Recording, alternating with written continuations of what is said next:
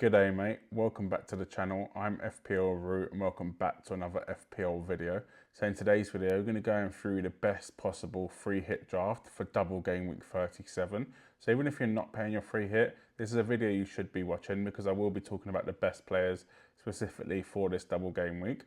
Also maybe some players that you've overlooked, some players that you should be looking to bring in too. If you are new to the channel, please make sure you do subscribe and smash a like on this video if you do end up liking it. Let's get into it. Yo, listen up, Rue is stepping up the game, where fantasy Premier League runs in his veins. From transfers to captains, he's always on top, guiding you through every game week non-stop. They say Rue got that Salah flow. Welcome to the channel, enjoy the show. Wild cards, free hits with so much vibe. If you're hunting for success, then make sure you subscribe. First of all, let's talk about the goalkeepers. So I have gone for Dubravka in goal, which is obviously a massive risk, but you're on a free hit, and I think it's probably a risk worth taking. So Dubravka plays for Newcastle, two okay fixtures, I guess. Brighton at home, Man United away. Brighton haven't been scoring loads of goals recently. They only got one against Villa, which was a rebound against, I guess, off a penalty. But before that, they didn't score in game week 35, 34. They got a goal against Burnley in game week 33, didn't score in 32, didn't score in 31. So yeah, 2 goals in what was that, 5-6 game weeks is not great. And I do expect Newcastle to keep a clean sheet in that one. But obviously the big news is Nick Pope is back in the squad. He was back for Newcastle's game against Burnley, which is obviously risky having Dubravka in the team. And I completely understand if you don't want to take that risk on the free hit. So I've kind of got a second option for you. So you could basically play Petrovic and then swap Cucurella, who is in the defence, to a Newcastle defender, probably someone like Burn. That way you don't have to really stress about Nick Pope coming back, and you kind of cover the Newcastle and Chelsea defence in one. The reason I've gone Dubravka and Cucurella rather than Burn and Petrovic is because basically I do think Cucurella is more attacking than Burn, so that's why I've gone for him. And then I guess the goalkeepers are goalkeepers, it doesn't really matter. So yeah, for me, Dubravka and Cucurella are the ideal pick, but if you are worried about Pope coming back and getting some minutes, then I probably would go Sanchez and someone like Dan Burn. Also in defence, we'll go straight to the defence now because I've obviously got Onana on the bench, but you won't really need him. Defence, Cucurella, I did go for him because I do think he will keep his spot. I think Chilwell's just not, I guess, ready to come back as of yet. And he's done pretty well the last few game weeks. Obviously, a couple clean sheets in a row in game weeks 36 and 35. And then he's been getting a few attacking returns so far this season. He's got 2. But he started to look very attacking, playing in that midfield, kind of left back, dropping into midfield. And yeah, for 4.8 million, I think he can be a nice differential for you. Obviously, if you don't want to go for Sanchez in goal, you can go for for Petrovic in goal, you can go for maybe Onana instead and keep Cucurella, and then maybe go for someone else in terms of a Newcastle defensive coverage, but I don't think that's needed at all. But yeah, Cucurella does get the nod for me. They've got Forest away, Brighton away in a double game week, which obviously 2 away games is not ideal, but I think they're 2 games that Chelsea in this, I guess, form they're in. They haven't lost in 3 games, which is very good for them this season. And they've only lost 1 in, about 10 games. So they're doing pretty well at the minute. And that was against Arsenal, which they got battered by, but yeah. Forest away, Brighton away is, I think, very good fixtures for them, and they finished the season with Bournemouth at home. Obviously that doesn't matter because you're on your free hit, but if you weren't on your free hit, you can definitely keep your Chelsea assets up until that last game week. And I think Cucurella is a nice differential over teams that have played their wild card and obviously have double game week players. Next up, we'll talk about Gavardio. A lot of people have Ederson and Gavardio and Walker, either one of them. For me, I think Gavardio is the best option. I did think that a few weeks ago, and it's just been kind of proved, I guess, right that he is the best option. 2 goals, 2 assists in 23 starts, which is pretty good. He's almost guaranteed minutes. I hate to say that with Pep, but he's as guaranteed as you can be with Pep Guardiola. He got obviously an assist last time out against Wolves. He got a clean sheet and a goal against Forest in game week 35. And for me, at 5.1 million and it's still only 11.3% owned, I think he's a very nice option to go for in this free hit team. I do like Walker, to be totally honest with you. I do like Walker, but I think Gavardio gets the edge slightly. Next up, Pedro Porro, 5.8 million, 19.6% owned. It's a bit hard to explain why you're recommending a defender for a free hit draft that has lost 3 games in a row and has conceded 13 goals in them 3 games. But it's a double game week. He's got 2 home fixtures, Burnley and Man City. That Burnley fixture is very, very nice, I think, for Spurs. Porro's obviously got the attacking threat as well, 8 assists this season with 1 goal. And for me, I think it's worth the risk in a double game week. I don't see a clean sheet in against Man City, definitely. And to be honest, as a Spurs fan, I don't really see it against Burnley. But I think it's a good fixture. And if they're going to get a clean sheet, it's going to be against Burnley or against Sheffield United or someone down there in the league. But for me, Pedro Porro, you've got him for the assist. If he can get a goal and or an assist and a clean sheet against Burnley, then that's a double-digit haul. That's anything he gets against Man City is a bonus. Obviously, Spurs conceded 13 goals in 4 games. There is a chance that City do go and score 3 or 4, which means he will end up getting minus for them goals, probably end up on 0. But I think it's worth the risk with that Burnley at home fixture, and then you can just look at the City at home fixture as a bonus and as I guess an additional fixture, which it is. But you're really bringing in for that Burnley at home game, which I feel like with the way Spurs are playing at the minute, they are still scoring goals. They've got 2 against Liverpool, 2 against Arsenal. I actually do think that this is going to be a very high scoring game for Spurs, and I can see a 3-4-0 because Burnley need the win, so they're not going to sit back. They're going to try and attack Spurs, and I think that's going to be almost play into Spurs' hands a little bit, especially being at home. I can definitely see that happening. And then they've got nothing to play for now as well. Their position in the league is locked up. Villa are not going to catch Villa. They're not going to lose 5th place. So maybe a bit of freedom might help them. But yeah, Pedro Porro's in the team with 2 home fixtures. On the bench, I've got Webster and Romero. Probably won't need them. And yeah, probably not even in contention to get into the starting lineup, to be totally honest with you. You could argue that if Dubravka, you don't fancy going for Dubravka, that Romero comes in or Webster comes in for Cucurella, and then you go for Petrovic in goal. But for me, I don't think any of them are getting in the team. Same with Onana. He was on the subs bench at first, and he probably would have got in the starting lineup. But Maguire's obviously been injured now. Man United have no fit centre backs, and for me, that just screams avoid. And it's not even like they've got good fixtures. It's 2 home games, that 1 against Arsenal, 1 against Newcastle. So for me, avoid Man United defence. And I do like this defence, going with Porro, Gavardio and Cucurella, as it's very attacking. But yeah, obviously the goalkeeper is down to you if you want to risk a Bravka or play it a bit safer with maybe Onana or someone like Petrovic. You could even go for Vicario as well. Let's get onto the midfield. So some would say the midfield is a little bit boring. I disagree. I think it's the best midfield, to be totally honest with you. We'll start off with Phil Foden's 8.4 million, 40% owned now, which is absolutely massive. And for me, he is the best Man City midfielder to go for.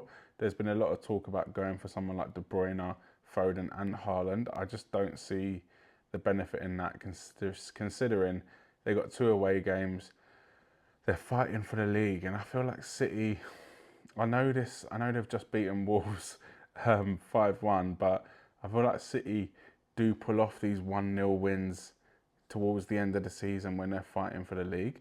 I don't know why, I've just got City winning 1-0, City winning 1-0 in my head. And if they do that and you've ended up with 3 Man City forwards, you're going to be gutted when one of the other midfielders has absolutely hauls. So for me, I think Foden, Gavardio, and obviously Haaland, spoiler alert, but I think they're the best 3 City assets to kind of spread it a bit. And obviously Gavardio's got the attacking threat as well. But yeah, Phil Foden, I don't really need to talk about him a lot, but 16 goals, 8 assists this season, 24 returns in 30 games. He will start every game to the end of the season. He came off at the 79th minute against Wolves. So the only thing is, if they are up early, he might be taken off early. But to be honest, Fulham and Spurs should be tough away games. Who knows with Spurs anymore? But it should be a tough away game. And yeah, City do find it tough there anyway. But yeah, I think Foden is the player and is the midfielder to go for from City. I know a lot of people are talking about De Bruyne at the minute, and he's in pretty good form. Started 12 games this season, 4 goals, 8 assists. Blanked against Wolves with 5 goals. Obviously 2 assists against Forest again in game week 35.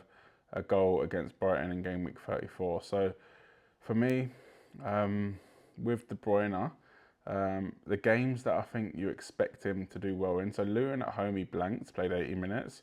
Wolves at home, they scored 5. So they scored 10 and he didn't get any attacking returns.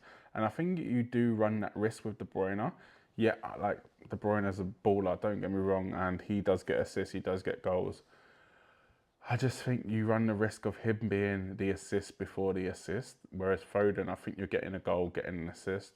Whereas De Bruyne, he does everything. He's the assist before the assist. He's the assist before the assist. He is the assist. He is the goal. And for me, sometimes that can see him potentially missing out on attacking returns, even if he has one of the best games ever. So that's why I think Foden is the better option to go for. We'll move on to Cole Palmer now, which is an obvious pick. He's 6.2 million now, nearly 50% owned, so ridiculous. And obviously we know why. He's smashed it this season, 21 goals, 11 assists in 26 starts. So don't forget, he didn't play a large chunk of the first, 3, 4, 5 games of the season. So for me, yeah, he is an absolute must-have in this team. I won't go too much into him because I'm sure everyone does have him in a team, but he is also a potential captaincy option.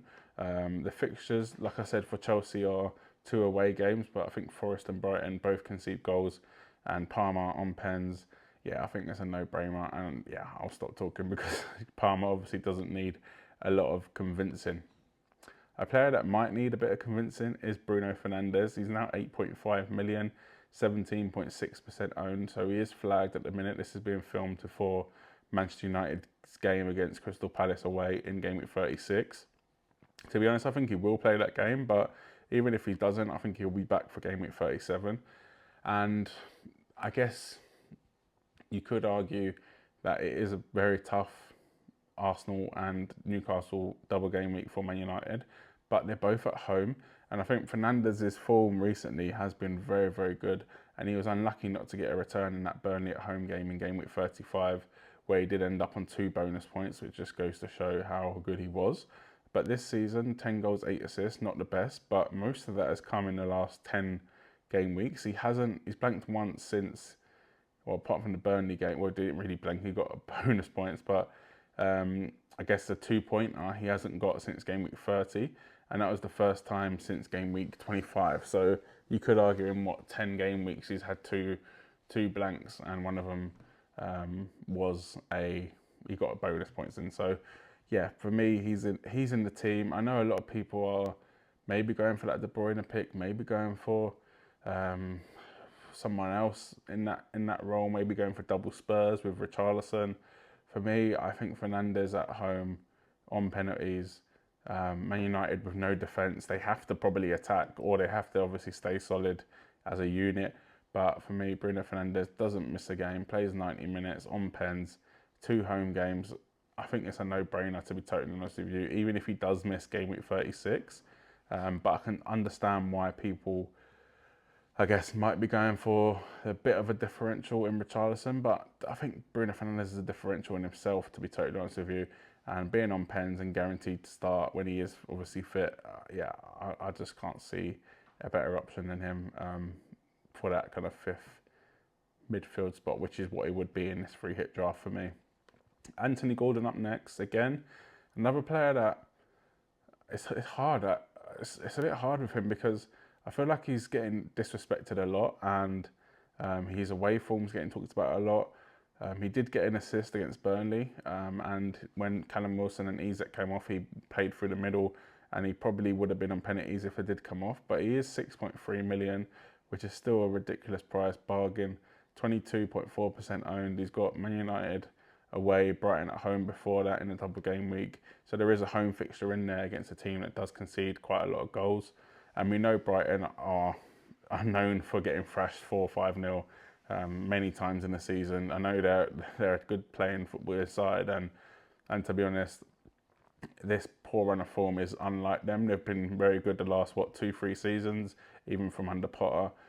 But Newcastle can thrash teams, and Brighton can be thrashed. So I can't see anything but a 4-0 Newcastle, to be honest, in that game. And then Man United away. Like I said, Man United have no centre backs. I think that'll be a good game for Newcastle, and I fancy Gordon to get a return in that one as well. So yes, there is an argument to maybe not go with Gordon, but yeah, for me, he's been ridiculous this season as well. 10 goals, 16 assists, 32 starts. So yeah, there's no way Gordon's not in this free hit draft. Next up is Son Heung-min, 9.9 million now, 32% owned. Obviously, Spurs have lost their last 4 games, but he's still got 2 goals in that, 2 7-pointers. You could say a little bit disappointing from Son recently, but he's still been very, very good this season. 17 goals, 9 assists in 31 games. That's 26 returns. And for me, I do understand what people are saying. A lot of people are saying that maybe Son isn't worth it. You're better off going with Richarlison. But I think with Son, you're getting penalties. You're getting probably more minutes than Richarlison. He'll play on the left. He'll play in the middle. Richarlison can only really do the middle, which doesn't make a difference, obviously, for not scoring FPL points. But I think these fixtures will be suited to Son. They're both at home. Man City, he always does well against Man City, and Burnley, I think, will be much more open, and Son can kind of hit them on the counter. And yeah, so I do fancy Son to do well in these games, and he is a potential captaincy option for me. If Spurs didn't lose their last 4 games, then I'm sure a lot of people will be talking about him for a captaincy option. And with Son, I guess, in bad form, even though he scored 2 in his last 4, but in bad form, yeah, for me, he is in the team. There is an argument, again, to go for De Bruyne, or maybe, like I said, Richarlison, someone like that. But for me, I think Son, 2 home games, yeah, I think he's got to be in a team, to be totally honest with you. Other midfield options, again, that I haven't mentioned, De Bruyne, Richarlison. You could go for someone like Madueke, who's done well at Chelsea recently, but yeah, not for me. And you could obviously go for 3 strikers instead of 5 in midfield, which we'll talk about next. We'll talk about the strikers. Let's get on to it. So now on to the big guns up front, and let's start with the leading goal scorer, Erling Haaland, 25 goals, 8 assists in 26 starts. Ridiculous.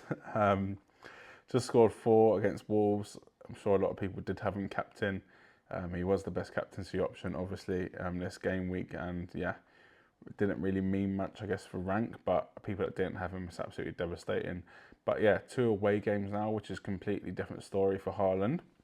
He still does well, but he's much better at home.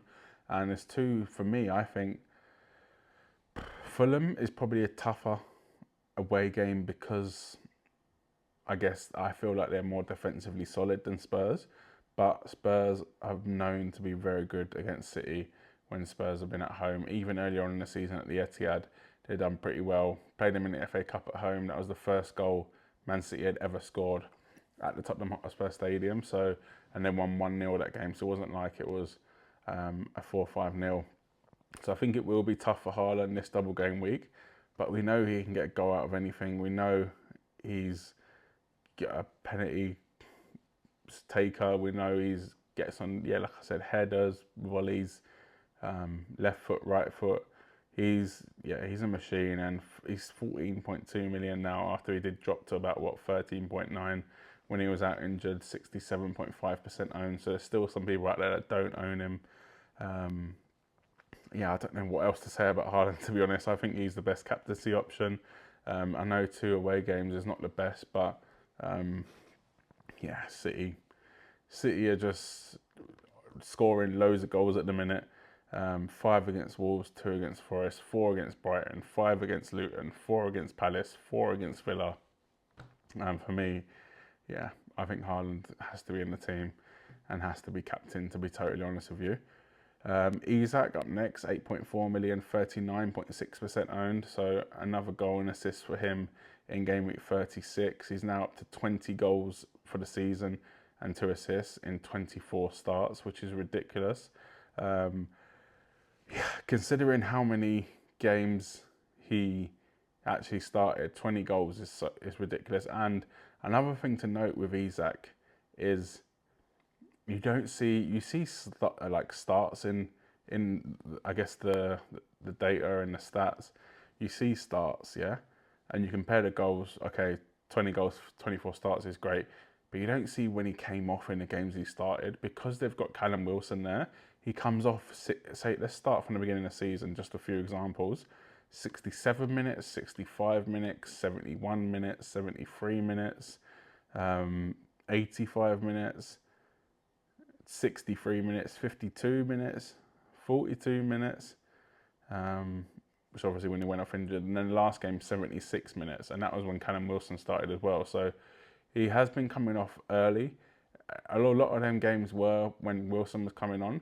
And there's a thing we should talk about is Callum Wilson. So he's now back. They played together against Burnley. Wilson, I guess, is now the main striker, and I think Isak kind of goes to the left a little bit, and it does affect Isak a little bit, but I still think he's a great option. There is an argument to go Wilson instead of Isak, and to be totally honest with you, I don't actually hate it. I think if you think this is a key now, if you think that Wilson's starting both games, I would go for Wilson. If you're asking me, do I think Wilson will start both games? I don't think he will. I think there's no need to put that pressure on him after just coming back from injury to start, 3 games in a week. We'll obviously game week 38 as well. I don't think there's a need for that. And for that reason, I think he will miss the midweek game against Man United away. Obviously, that might be wrong. He might play all 3 of the last games, and that's how they're going to go on until the end of the season. But yeah, for me, I would say Isak has more chance of starting both games. But if you did want to take that risk, even Wilson off the bench is devastating.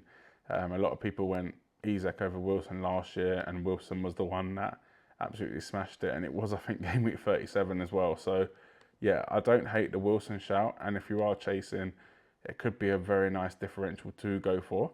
In terms of ownership, Wilson is obviously nowhere near Isak's ownership. He is only 2.9% owned. He's 7.8 million, so he's cheaper as well. And this season, he started 9 games. He's got 9 goals, 1 assist. Like when he plays, he's getting a goal. And for me, it is a risk. Don't get me wrong, it is a risk, but I'd love it if one of you decided to take that risk and it paid off, to be totally honest with you. Let me know in the comments if you're thinking about it. On the bench, we've also got Nicholas Jackson, who is a bit probably hard done by to not get a start in this free hit draft after just scoring 2 goals and getting an assist against West Ham. This season, he's got 13 goals, 6 assists in 28 starts. Not amazing, but still pretty good for his first season in the Premier League. 6.9 million, 12.4% owned. Like I said, 2 away games for Chelsea. One thing to take into mind is Nkunku's back. He came off the bench for Chelsea against West Ham. So that's another thing to take into consideration, whether Jackson's minutes may be limited. To be honest, I don't think so. I think he'll probably play more number 10 Nkunku behind Jackson, but there's always a chance he plays up front. He only came on for 14 minutes. But for me, yeah, I wouldn't be too worried. I think Jackson's done enough this season to actually start. He's probably Chelsea's main striker now, considering he wasn't when he came in. So For me, I wouldn't be worried about Jackson, but I just don't think I'd start him over the other options. Let me know what you think in the comment section below. And if you like this video, please smash a like, subscribe. If you're new, if you're watching and you don't subscribe, please subscribe. It's completely free. Trying to get to 1,500 subscribers, 1,500 subscribers before the end of the season. So by game week 38. And I really need your help with doing that. So please just hit that subscribe button and good luck for the game week.